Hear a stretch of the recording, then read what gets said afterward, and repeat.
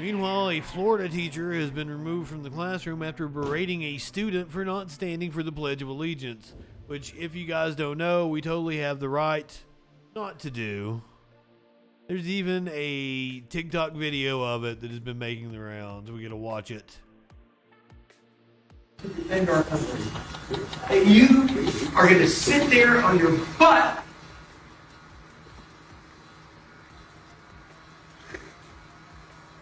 Don't shake your leg. When you do something, get up. I'll defend my country for the very. Then go back to where you're from, Mexico or Guatemala, where? Oh, we're gonna get racist because he's born here. To defend our country. And you are gonna sit there on your butt.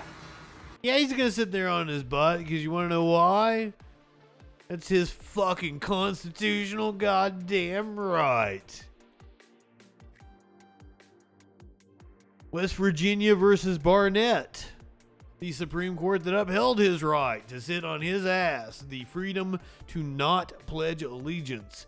Children and young people are often the ones brave enough to challenge the constitutional status quo.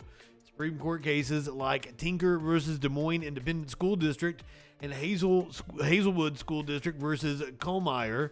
Students' fearlessness pushed the issue of free speech in public schools into the national spotlight. So it was that on June 14th, 1943, another such child won a landmark victory for student speech. The case, West Virginia State Board of Education versus Barnett, was decided in the shadow of a dispute from 3 years earlier. Both cases involved members of the Jehovah's Witnesses, a religion that calls for them not to pledge to any symbol or object. The sect's U.S. leader, Joseph Rutherford, required that followers renounce the Pledge of Allegiance to the U.S. flag, which wasn't that old at the time, was about 50 years, which sources say came from the contemptuousness, annihilation of the contemptuousness, annihilation of dissident Jehovah's Witnesses in Nazi Germany for similar offenses against the Nazi flag. In the earlier 1940 case of Millersville School District versus Gabitas, children Lillian and William Gabitas, the court spelled their name incorrectly, were expelled from a Pennsylvania public school for not participating in the pledge. When brought to the court, Justice Felix Frankfurter wrote the majority opinion. He concluded that freedom of religion and speech, along with the right to due process, do not apply to the promotion of political responsibilities. Specifically, he wrote, the mere possession of religious convictions which contradict the relevant concerns of a political society does not relieve the citizen from the discharge of political responsibilities. Frankfurter went on, the question remains whether school children, like the Gabitas children, must be excused from conduct required of all the other children in the promotion of national cohesion.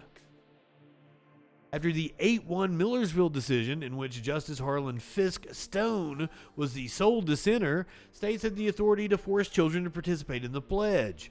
The court maintained for only 3 years the national cohesion was of a higher interest than one's personal beliefs. In West Virginia versus Barnett, the court's Millersville decision was overruled. Justice Robert Jackson wrote the 6-3 majority opinion, with Frankfurter now in the dissent. Jackson emphasizes that free expression overrides the goal of national unity. A compulsory flag pledge goes against the fundamental values of the First Amendment.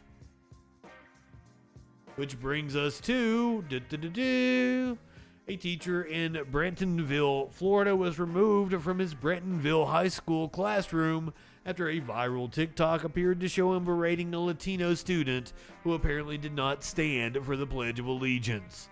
The Manatee County School District confirmed the man shown in the video was removed from the classroom on Wednesday, but would not share his identity.